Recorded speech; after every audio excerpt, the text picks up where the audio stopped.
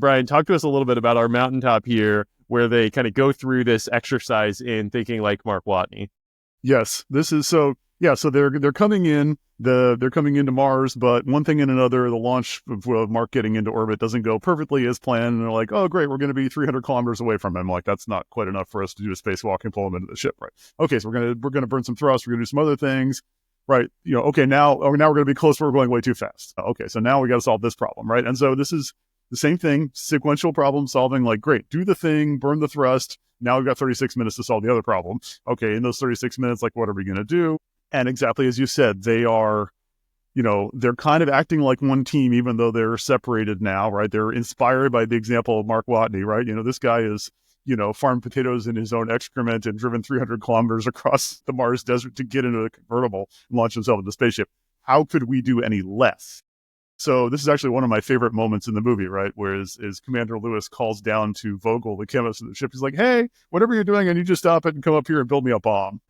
And he has the exactly correct reaction. He's like, that this is a really bad idea on a spaceship, right? But it's this sacrificing their margin of safety, improvising with the resources at hand, and not to make the analogy too pointed, right? But like, we need to meet Mark where he is. Like, we need to match orbits. The team and the individual need to come together somehow. And this is what it's going to take. We're going to have to give up some of the things that we thought were standard processes. We're going to have to give up some of the things that we thought were margin of safety. We're going to have to give up some of the things that are like, oh, that's probably not a good idea most of the time, because we're all focused on these higher level missions, right? And because we're all sincerely committed, and because we're all inspired by how hard everybody else is working, like, how could we do any less? Like, they couldn't just be like, "Oh yeah, sorry, that didn't work out."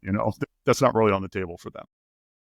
Yeah, for them, it's all about the purpose, this combined mission. And I want to contrast this a little bit to the opening scene of the movie, where they're trying to collect these samples. They're trying to get off the planet before the storm. They're trying to save Mark.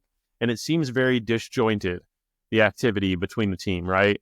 It's like you have the commander getting off the ship to try to save Mark, but she's taking all the responsibility on herself and not distributing it across the team.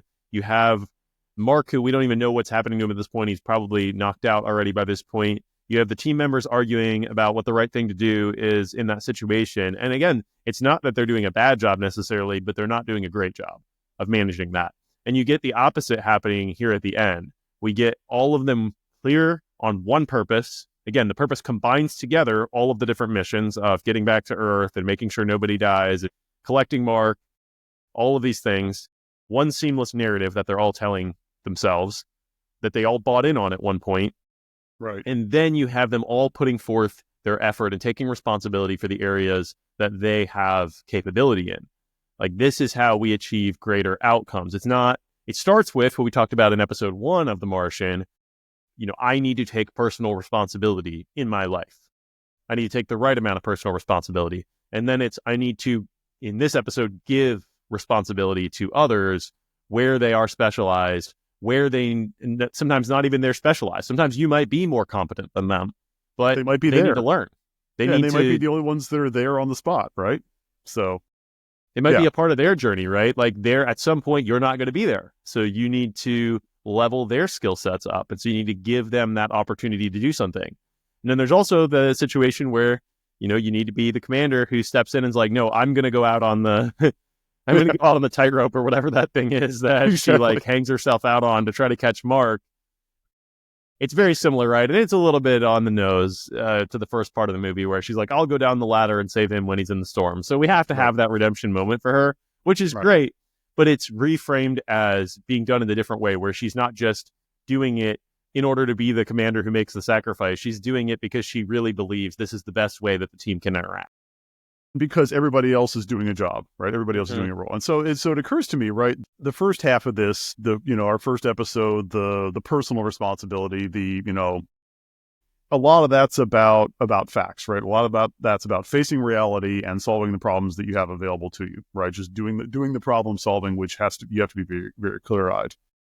This second piece about surrendering responsibility is more about trust, right? It's all about getting the team to the point where you can say, somebody else is going to do this specific thing better than I would, better than I could, better than I can right now, maybe because they're the only one there, maybe then I'm not there, or because they're hyper specialized, or because I trust, but I trust their commitment. I trust their effort. I trust their willingness to be part of this team. And so we see that playing out really well. Like when this works, it's because you're looking clearly around at the facts and like, okay, what are the resources we have available to us? Okay, well, I have a chemist and I need to make a whole bunch of force in a hurry. That sounds like a bomb. Like I'm going to trust him to do that in a way that doesn't kill us all. I think we see that over and over again in this movie. And I think that's if you can imagine yourself, right, in a practical application, if you can imagine yourself in a situation of Mark Watney, all you can do is your best. All you can do is give all of your effort and get as far into orbit as you can, right?